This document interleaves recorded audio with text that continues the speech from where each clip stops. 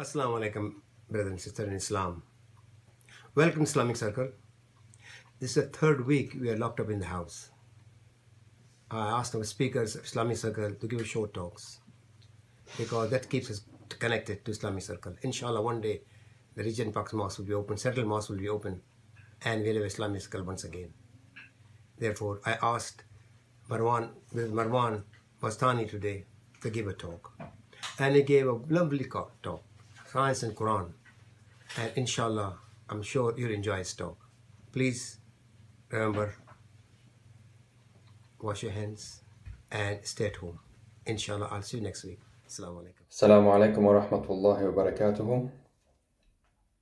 I just wanted to do a short video with some reminders from the Quran that are very relevant to the current difficulties that many of you may be having. To start off, I'd like to read Surah 57, Ayah 20 to 24. Bismillah ar-Rahman ar-Rahim.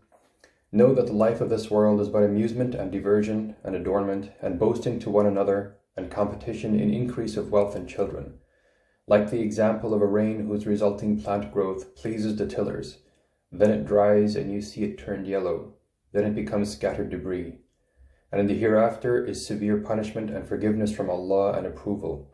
And what is the worldly life except the enjoyment of delusion?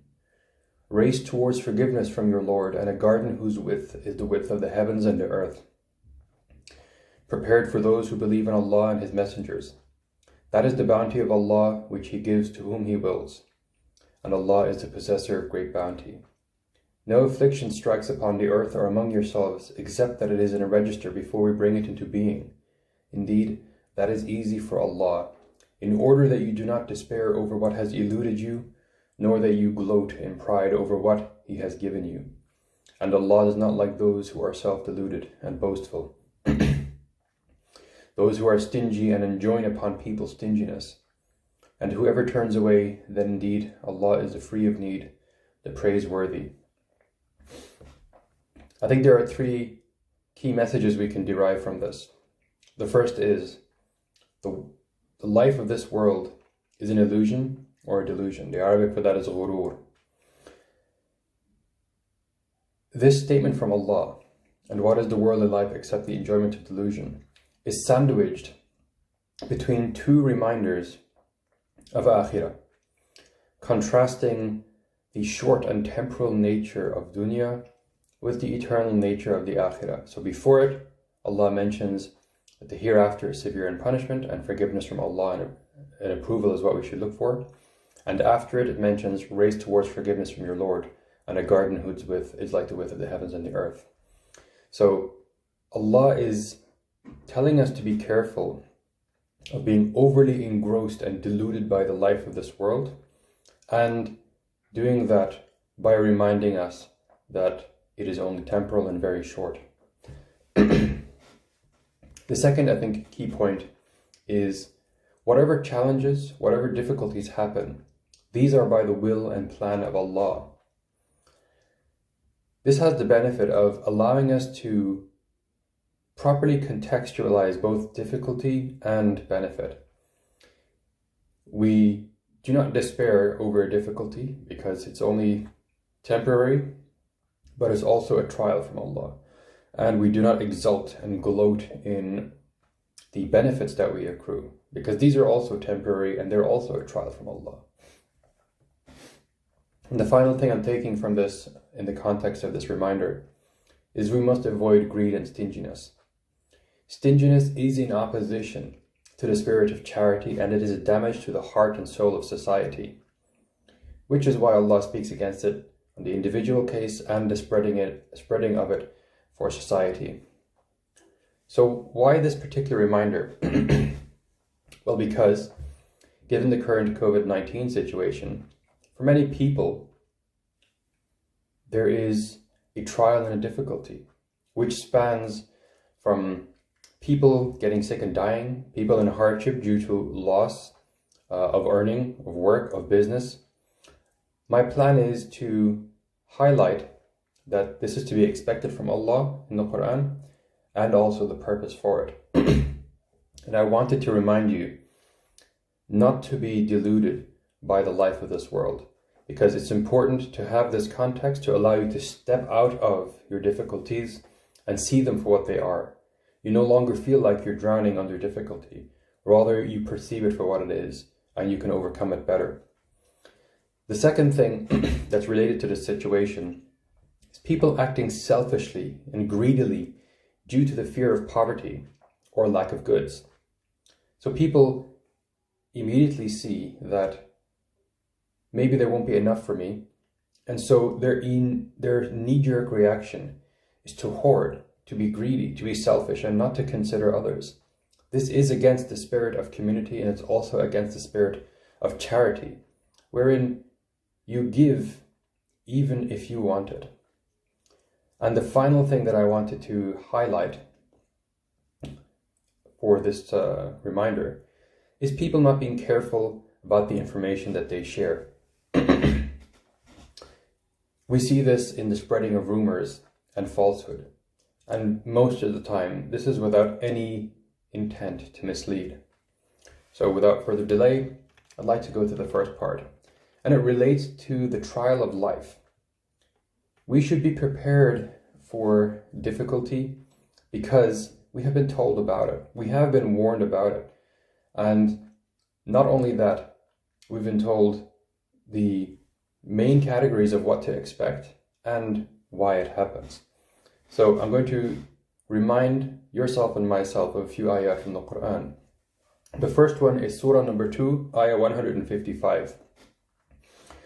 And we will surely test you with something of fear and hunger and a loss of wealth and lives and fruits, but give good tidings to the patient. Surah number 2, ayah 177. Righteousness is not that you turn your faces towards the east or the west, but righteousness is in one who believes in Allah, the last day, the angels, the book, and the prophets, and gives wealth in spite of love for it, to relatives, orphans, the needy, the traveler, those who ask for help, and for the freeing of those under bond, and those who establish prayer and give in zakah, and those who fulfill their promise when they promise, and those who are patient in poverty and hardship and during battle. Those are the ones who have been true, and it is those who are the righteous. And another ayah, Surah 2, ayah 214. Or do you think that you will enter paradise while such trial has not yet come to you as came to those who passed on before you? They were touched by poverty and hardship and were shaken until the messenger and those who believed with him said, when is the help of Allah? Unquestionably, the help of Allah is near. So here Allah reminds us of a few things. Trial and difficulty is guaranteed at some point. We are going to be tested. We are going to be tried. And it's going to be potentially in very hard things. Loss of wealth, even family members and friends, and any other kind of difficulty that you can imagine. We should expect it. We should be ready for it, and we should construct our iman and our worldview to be able to handle it if and when it comes, so that we can remain steady no matter what the tide of life brings. In all of this, Allah has mentioned patience. We need to maintain patience and thereby maintain any other good qualities. So Allah mentions giving of wealth in spite of love for it to relatives, orphans, needy, and so on. In times of difficulty, that's when charity and giving has the most importance. It's also when it's the most difficult. So we should bear with difficulty with patience and aim to be as good as we can in recognition of the reminder of Allah and in submission to the will of Allah. And because, of course, these trials and difficulties are not random occurrences. These are things which Allah has planned from the start, and they happen only by the will of Allah. And there's a purpose. From Surah 47, Ayah 31, we have, and we will surely test you until we make evident those who strive among you for the cause of Allah and the patient, and we will test your affairs. Allah will, by your actions, by my actions, by our reactions, by our thoughts, He will make evident those of us who have actually submitted, those who have Islam, those who have Iman. And I hope that inshallah we can all pass that trial and be better for it.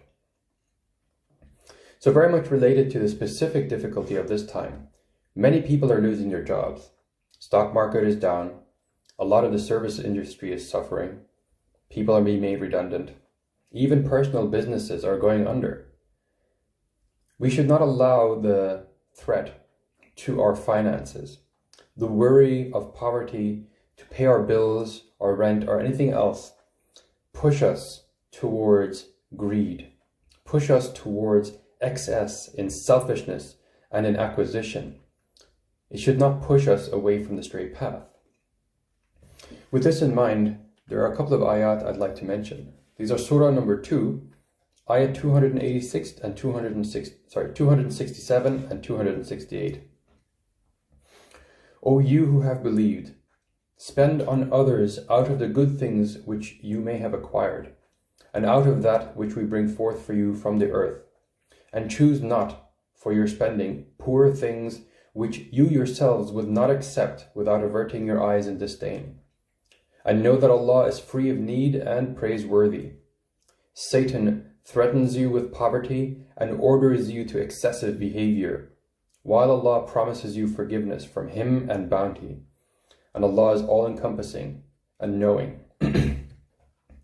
Allah contrasts maintaining of charity, of giving, and not just giving inferior stuff, but giving the kind of things we ourselves would desire, and contrasts this with the inclination and the spirit and the misguidance which Shaitan whispers to those who may have some fear of lack, some fear of poverty. This has kind of shown itself to us in the hoarding that took place. It was very inconsiderate. It was against the spirit of charity. Instead of considering that others may also need, people who have hoarded considered only themselves. These were people who were deluded. They had fallen for the ghurur, the deception of this life. And while immersed in that, and while perceiving that they may have some lack, the knee-jerk reaction is towards their excessive behavior, their unjust behavior, their selfish behavior. We really have to avoid this. It's not good for the community, it's not good for trust, nor is it good for cohesion. And I believe it eats against your soul. Whether you do it for your children, your parents, or your siblings, there's no excuse for being inconsiderate to your society and to your neighbors just because you perceive you may not have exactly what you want. Allah reminds us in Surah number 64, ayah number 16. So fear Allah as much as you are able, and listen and obey and spend in the way of Allah. It is better for yourselves. And whoever is protected from the greediness of his soul, it is those who will be the successful. In times of lack, in times of want and difficulty, it is the best time to show your patience, and it is also the best time to maintain the charitable spirit in whatever you can give, whether it's just a consideration, whether it's a smile, whether it's the kindness of action. We should never allow difficult situations to reduce us, to make us go to the basest of the base. The final part that I want to deal with here is something that I'm sure everybody finds very common during times of difficulty, and that is rumors, the spreading of rumors. You see it in WhatsApp or Viber or Skype or any other medium where messages are shared. You get this enormous growth of messages which you have no idea if they're true or not. Somebody's giving advice, they may associate some title or some justification of why this person is worthy of telling us what to think. Sometimes people just share random information. There's so much of it, and it's really hard to be sure what is or isn't true. I would just caution. I know that most of the people, if not the vast majority of people who share these kind of messages, do it because they want the best for those they share it with. There's a good intention with that. But I'd like to give a warning which comes from Allah subhanahu wa ta'ala. And that is, we should, as a number one priority, want to share only what we know to be the truth, what we can verify, what we can, to some extent, attest to. So, before I'm going further, I'm going to give a few ayat just to give the context for this. Surah number 4, ayah number 83. And when there comes to them information about some public security or fear, they spread it around.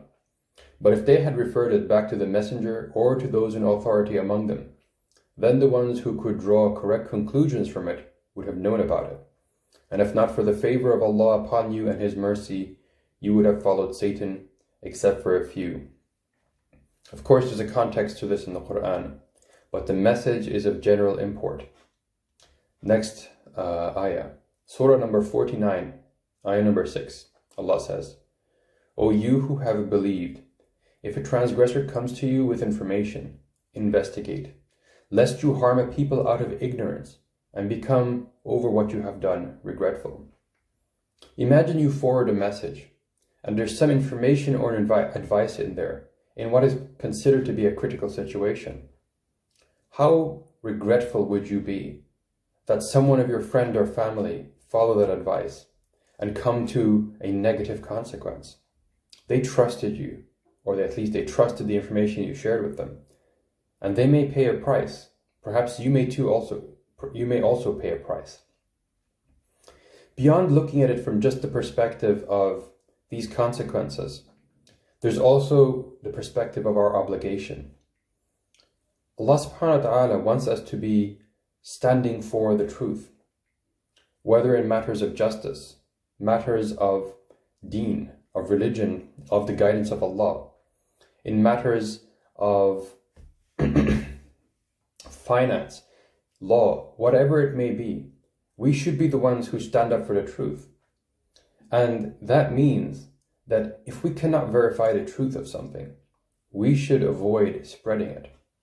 If we don't know enough ourselves to confirm, if we don't know precisely who the source is, and if they're able to share something accurate, and in the final case, if we don't know somebody who we can get to confirm the veracity of it, we really should avoid it. Allah subhanahu wa ta'ala mentions there are times of public security and fear where the spreading of a false piece of information could really cause damage. And so I would like to remind you with a short surah that we should all know. This is surah number 103. By time, indeed, mankind is in loss, except for those who have believed and done righteous deeds, and advised each other to the truth, and advised each other to patience. Please consider, if you're going to advise people to the truth, ask yourself, how do I know this is the truth? How do I know I'm not misguiding people? How do I know I'm not enjoining falsehood? How do I know I'm not causing damage to these people and perhaps to the others that this information is shared with? Dear brothers and sisters, it is extremely important that we limit what we say to what we can be confident of. And if we have no confidence in it and we still mean to share it, I would caution against it, but mention that there's no confidence in it, that it could just be pure speculation. The people that you care about and who may trust you may end up doing something wrong as a result of it.